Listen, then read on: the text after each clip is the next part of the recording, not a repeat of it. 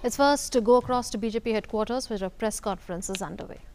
तक करीब 15 साल तक कांग्रेस का कुशासन में रहा और 2017 में भाजपा की सरकार, एनडीए की सरकार वहां बनी। पिछले 3.5 इयर्स में नॉर्थ ईस्ट में फास्टेस्ट ग्रोइंग स्टेट्स में एक स्टेट बनी है। 16% जीडीपी ग्रोथ के साथ वो स्टेट आगे बढ़ रहा है। और हाल ही में आपने देखा प्रधानमंत्री ने एक बहुत बड़ा 3000 करोड़ का घर घर जल पहुंचाने का जो की योजना है, उसके लिए मणिपुर को चुना है। वहां अब घर घर पानी पहुंचाने का बड़ा एक प्रोजेक्ट शुरू हो गया है। और रोड्स के विषय में भी 3000 करोड़ का और निवेश हमारे मंत्री जी ने अभी कल ही उसका उद्घाटन किया है। Manipur after almost 15 years Biren Singh ji के लीडरशिप में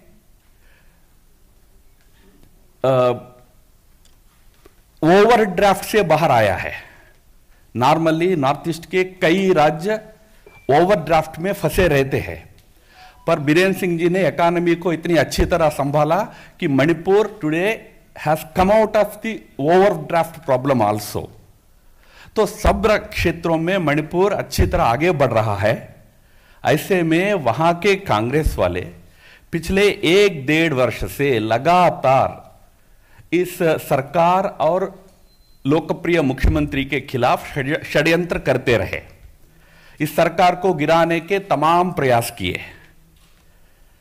कई प्रकार के प्रलोभन, कई प्रकार के अन्य प्रकार के काफी षड्यंत्र किए।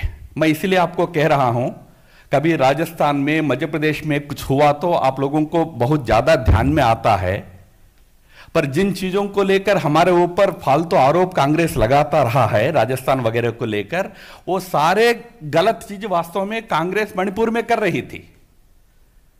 लोकप्रिय लोकतांत्रिक ढंग से जो सरकार बीरेन सिंह जी का रहा है, उसको गिराने के षड्यंत्र कर रहे थे।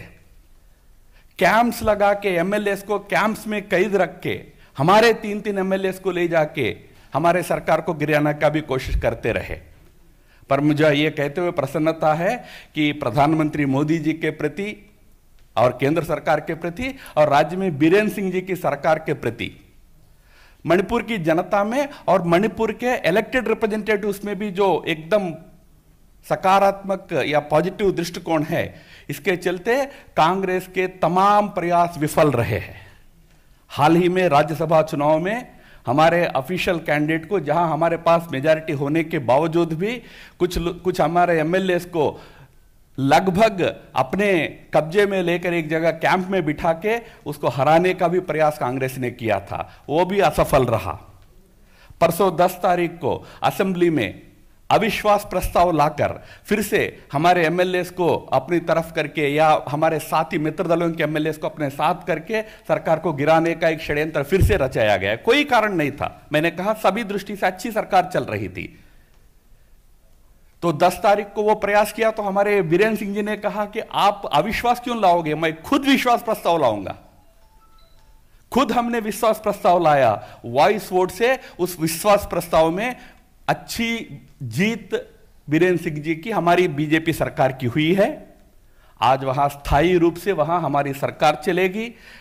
आगे 1.5 साल का कार्यकाल इस समय है, वो 1.5 साल भी हमारी सरकार चलेगी अच्छी तरह।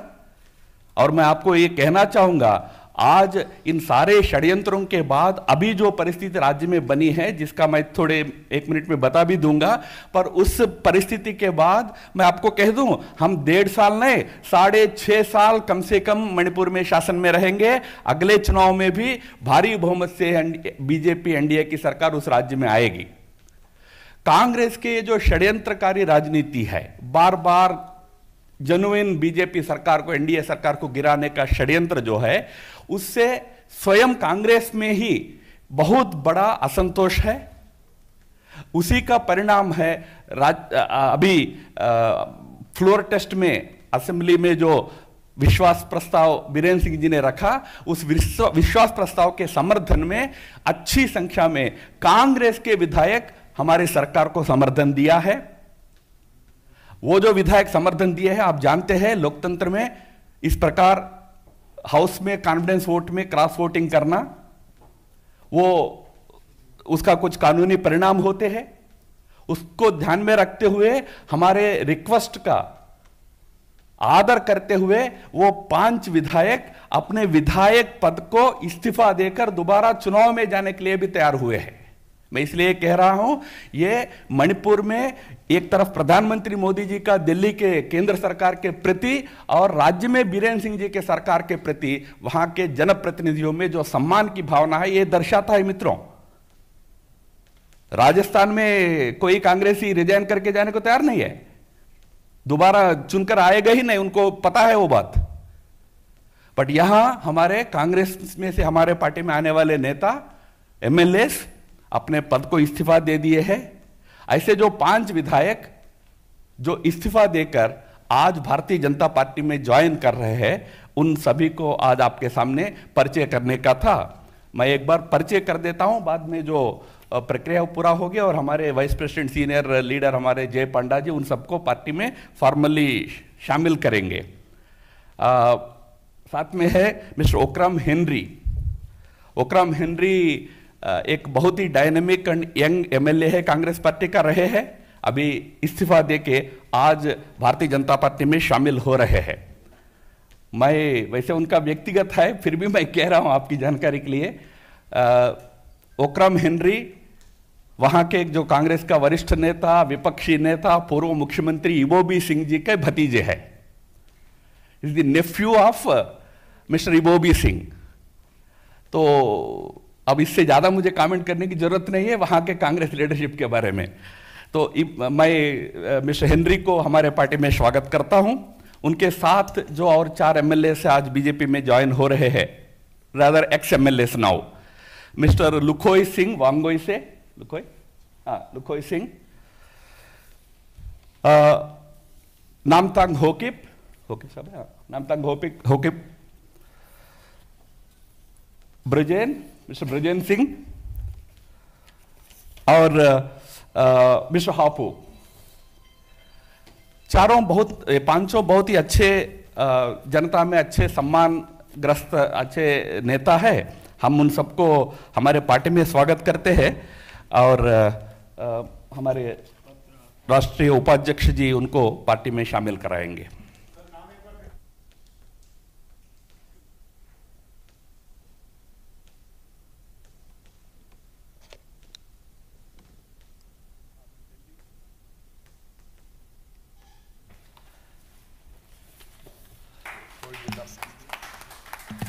हाँ, नाम पढ़ते जाओ एक एक। पूनम ब्रोजेन,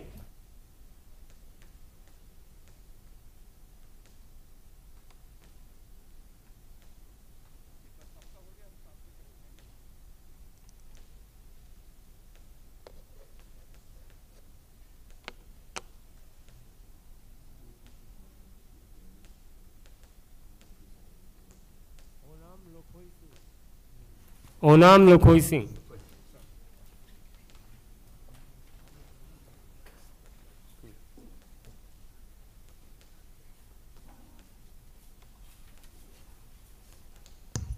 नामतंग हाकिब,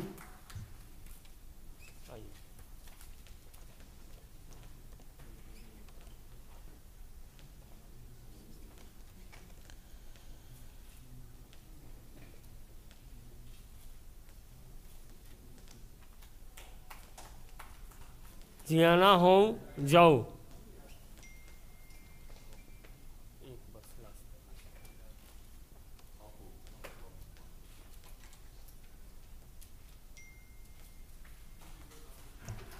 हम दे दे रहे हैं आपको। मित्रों, ये 5 एमएलए हमारे पार्टी में ज्वाइन किए और एक एमएलए भी कांग्रेस को रिजाइन किया। इसके बाद मणिपुर में अभी 47 एमएलए का हाउस का स्ट्रेंथ है, उसमें कांग्रेस के पास केवल 15 लोग बचे हैं, बाकी सब हमारे सरकार के सपोर्ट में है।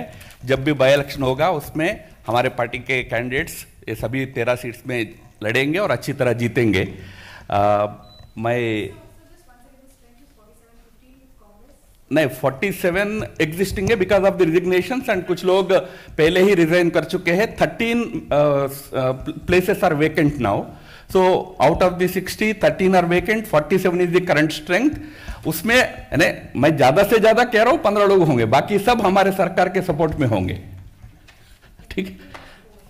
एनपीपी 4 है, एनपीएफ 4 है, एलजेपी का 1 है, इंडिपेंडेंट है, और भी लोग है।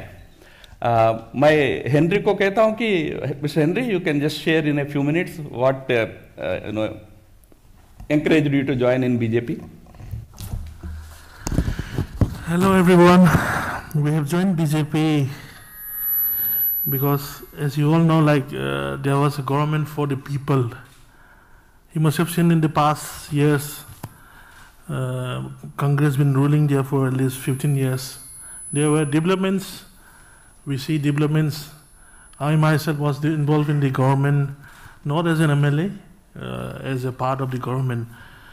We couldn't see much changes. You know, we all need development plus peace, plus the bonds which we have in our place. Like we have hills plus valleys. There were, no such trust where we could see from the past government. We could see some changes in the new government, like see new policies like go to hills, go to village, Mihamgi, Numit, which we call People's Day, and then we see Hills Day, then again Hills Leaders Day. New policies were being introduced with the new government. Even though we were in the opposition, party, we feel like supporting them unofficially. We feel like being, we encourage them. After some few months, few years, I don't know how do I say, the government has won our heart. They have touched our heart.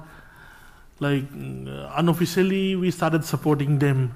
Then, I don't know how it comes.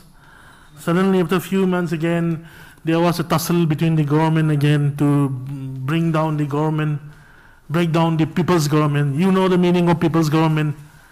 A government who goes with the people, people's wish. Whenever people needs, they come. It was quite different compared to the past government, So that is why.